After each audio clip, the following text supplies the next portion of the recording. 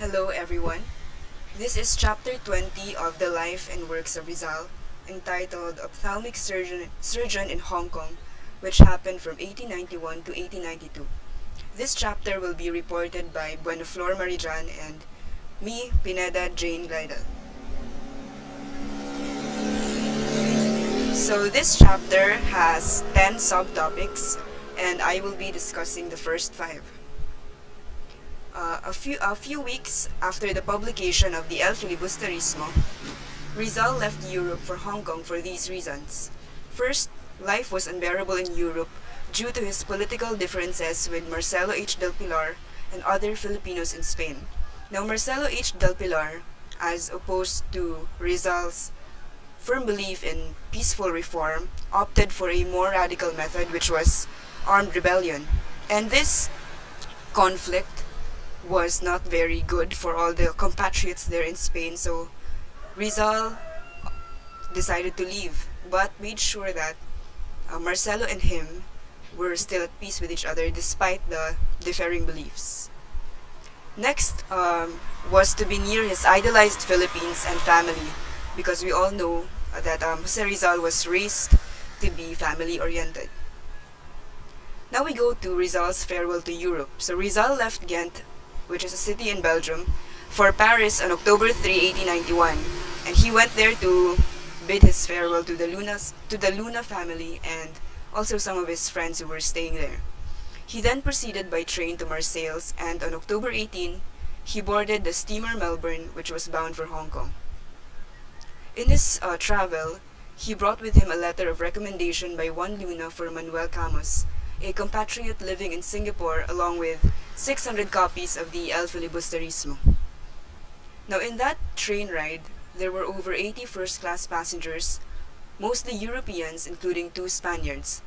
Rizal was the only Asian among them, but despite being the only brown-skinned passenger, he was able to befriend many missionaries because of his knowledge in many languages and also because of his skill in sketching. Now we go to Rizal and the German ladies. So this was by dinner time.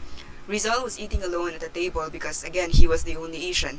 And near his table was a bigger table occupied by German ladies who were gossiping about him being the only Asian in German language. Now Rizal, being able to understand German, just kept silent, though he knew what they were saying. And I guess a few moments later, the door of the dining room suddenly flies open, and everyone saw this, but I guess because they were all white and they were looking at Rizal being the only brown skin, I guess they decided that it was not their responsibility to close that door. Now, one of the German ladies in the bigger table talked to her friend and said, in German language, "If this man in front of us were a gentleman, he would close the door." Rizal, being able to understand the language and also being a gentleman, closed the door. So the German ladies realized that Rizal was able to understand them all along, and they felt embarrassed. So they started treating him with admiration. They started treating him with admiration because of the knowledge that he exhibited in learning a language foreign from him. Next is the arrival of Rizal in Hong Kong. So Rizal arrived in Hong Kong on November 20, 1891, and he was welcomed by Filipino residents, especially his old friend Jose Basa. He then established his residence at number 5 the Aguilar Street, number 2 Red Naxola Terrace, which is where he also put up his medical clinic. On December 1, 1891, he wrote to his parents asking their permission to return home. On the same date, his brother-in-law Manuel T. Hidalgo sent him a letter relating the sad news of the quote-unquote deportation of 25 persons from Calamba, including Father, Neneng, Sisa, Lucia, Pasiano, and the rest of us. Now, according to my research, this deportation was a result of the then ongoing Calamba agrarian trouble, which the main point with that is that there was this hacienda owned by the Dominican Republic management, something like that. And Jose Rizal's family, headed by his father, was renting a piece of land along with other tenants. But then the management kept raising the rent until such time that the tenants could not afford to pay it anymore. So Rizal's father stepped up and decided that he won't pay the rent, which inspired the other tenants not to do this, not to pay as well. So an order was put out to dispossess them of the land that they were renting, and it resulted to the deportation of the tenants. In the same letter, Hidalgo stated that he was preparing a letter to the Queen Regent of Spain explaining the Calamba situation in order to secure justice. Next, we have the family reunion in Hong Kong. Before Christmas of 1891, Rizal was gladdened by the arrival of his father, brother, and Silvestre Ubaldo, his brother-in-law, in Hong Kong. Not long afterwards, his mother, who was already 65 by then and almost blind, and his sisters Lucia, Josefa, and Trinidad also arrived. On January 31, 1892, he wrote to Blumentritt recounting their pleasant life in Hong Kong. And last, we have the ophthalmic surgeon in Hong Kong. So Dr. Lorenzo P. Marx, a Portuguese physician, helped Rizal build up a wide clientele, and he even transferred to Rizal his many eye cases. Rizal was able to successfully operate on his mother's left eye, giving Doña Chodora the ability to write and read again. Now, Rizal possessed the qualities of a great ophthalmic surgeon, and it was even said that had he dedicated his life to medicine, he would have grown to be one of Asia's eminent ophthalmic surgeons. But I guess Rizal had a different purpose, a bigger purpose to serve then. So that's all, and the rest of the subtopics will be discussed by my partner. Borneo Colonization Project. So first, Rizal conceived the establishment of a Filipino colony in North Borneo, or Sabah, and then he planned to move those Filipino families to that British-owned island and carved out of its virgin wilderness a new Calamba. So on March 7, 1892, he went to Sandakan on board the ship Menon to negotiate with British authorities for the establishment of a Filipino colony. And then his mission was a success. So the British authorities of Borneo were willing to give the Filipino colonists 100,000 acres of land, a beautiful harbor, and a good government for 999 years, free of all charges. So by April 20, he was back in Hong Kong. And then Rizal's friends in Europe enthusiastically endorsed his Borneo colonization project. After Lopez-Aina expresses his desire to join the project and wrote to Rizal. And then Hidalgo, on the other hand, objected to the colonization. The infamous whaler, whom the Cubans called the Butcher, was relieved of his gubernatorial office. A new governor general,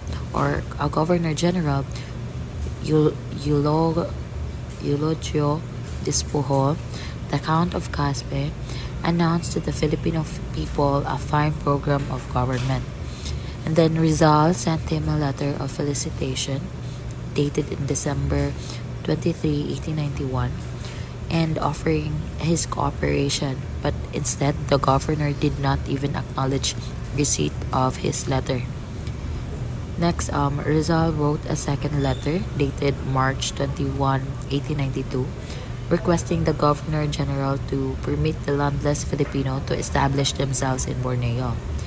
Despuhol did not give Rizal the courtesy of reply. Instead, he notified the Spanish Consul General in Hong Kong to tell Rizal that he could not approve the Filipino immigration to Borneo. Writings in Hong Kong.